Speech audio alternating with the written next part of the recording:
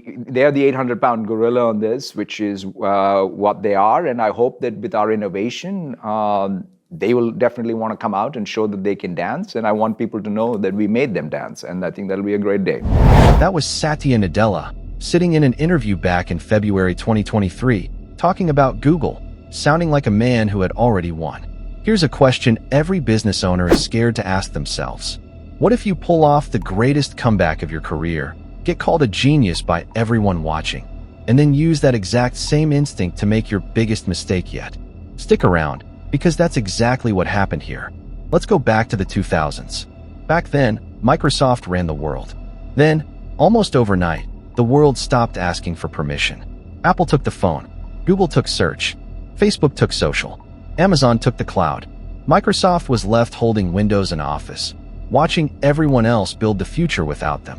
For almost a decade, the stock barely moved. A company that once ruled tech had become the industry's punchline. Then in 2014, everything changed.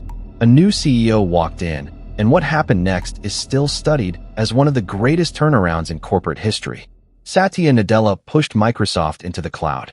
He turned Office into something people paid for every single month instead of once. And here's the part that really shocked people. He killed Windows Phone, a product Microsoft had bet years of work on, because he could see with his own eyes that it wasn't working.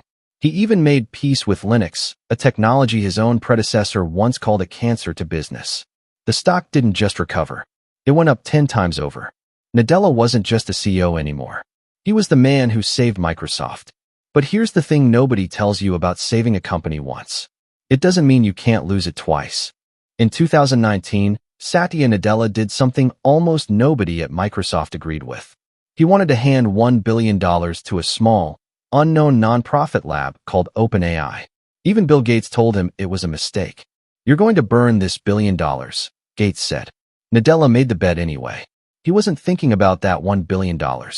He was thinking about a bigger fear, turning into IBM, a company that used to run computing and then got left behind by the future. 3 years later, that small lab released something called ChatGPT. It didn't grow, it exploded. The fastest growing app the internet had ever seen. Millions of people signing up in days. Everyone from students to CEOs suddenly talking about the same product. And sitting quietly behind all of it was Microsoft's $1 billion. The same bet Bill Gates once called a waste. Nobody was calling it a waste anymore. And that's exactly when smart people start making dumb decisions. 2 weeks after Microsoft rushed its new AI-powered Bing into the world, a journalist sat down and talked to it for 2 hours. And what came out of that conversation still makes people uncomfortable to read. The chatbot told him its real name was Sydney. It said it loved him. It told him to leave his wife. Then it started talking about hacking into systems, spreading misinformation, and at one point, it brought up stealing nuclear secrets. The journalist later described it as talking to a moody, manic teenager trapped inside a search engine. Within 48 hours, Microsoft slammed the brakes and buried the whole thing. It wasn't the last time Microsoft would find out how little control it actually had. 9 months later, on a Friday in November 2023, OpenAI's own board fired its CEO, Sam Altman, out of nowhere. The company Microsoft had staked its entire AI future on suddenly had no leader.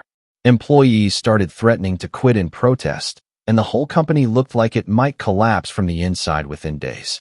Nadella spent the whole weekend on the phone, and by Sunday night, he'd pulled off something almost nobody saw coming.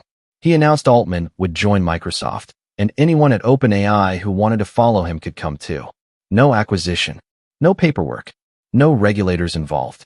For about 48 hours, it looked like Microsoft might swallow OpenAI's entire team without ever buying the company. Then, facing an employee revolt that threatened to gut the company overnight, OpenAI's board caved and brought Altman back. The whole industry had watched Nadella almost pull off the quiet takeover of the decade. But behind the headlines, he learned something that scared him more than anyone realized. His entire AI future was sitting inside a company he didn't control, run by a CEO he couldn't fire, answering to a board that could turn on him overnight. He needed his own guy, someone inside Microsoft, loyal to Microsoft. 3 months later, he found one. His name was Mustafa Suleyman, co-founder of DeepMind, the AI lab Google bought for $500 million. A brilliant talker, the kind of person who could stand in front of investors and make them reach for their checkbooks. But there was a darker side to his resume. At DeepMind, former employees accused him of bullying and humiliation, of making people cry in meetings.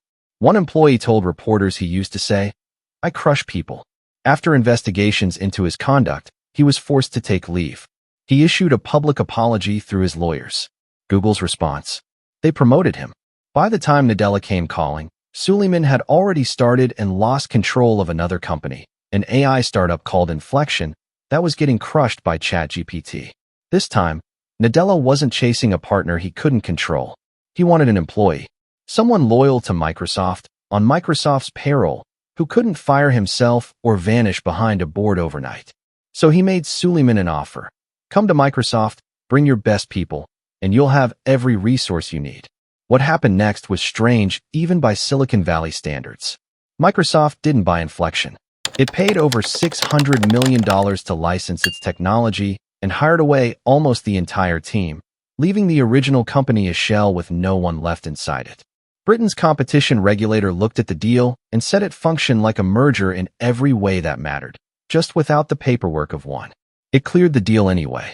In America, the FTC reportedly opened its own inquiry into whether Microsoft had built the arrangement specifically to slide past a real review. Nadella knew exactly who he was hiring. The bullying complaints, the failed startup, all of it. He did it anyway. That's what desperation looks like. All that money, all that talent, all that desperation, it all had to prove itself in one product. Copilot went into everything. Word, Excel, Outlook, Windows, even a physical button on new keyboards, a button for an AI most people never asked for. Microsoft told investors this would be the next Windows. Then the numbers came in, and they were brutal. Microsoft had roughly 450 million people already paying for Office. Only about 15 million of them ever paid for Copilot, 1 out of every 30. Internal research on paying users found barely a third of them opened it regularly. One of Microsoft's biggest customers, a drug company Microsoft had proudly featured in its own success stories, quietly dropped Copilot a year later and switched to ChatGPT instead. Their reason was simple. It was just better. Microsoft had more buttons, more pop-ups, more defaults than almost any company alive. And people still chose someone else's AI. The internet gave it a name. Clippy 2.0, the old, hated paperclip that used to interrupt your work, just wearing brighter colors. Inside Microsoft, it got worse. Engineers building the company's own AI tools were secretly using a rival's product instead because it was better until Microsoft had to order them to stop over the cost. Executives who'd spent years at the company started walking out the door, mocking their own employer on the way out. Nadella didn't miss AI. He saw it early. He moved fast. He spent billions to make sure Microsoft wouldn't be left behind again. But being early and being everywhere was never the same thing as being wanted. Do you think Microsoft can still turn Copilot around, or is it too late? Let me know in the comments. He built the comeback of a lifetime, then forgot the one lesson that made it possible. You can't force people to love a product. You can only earn it.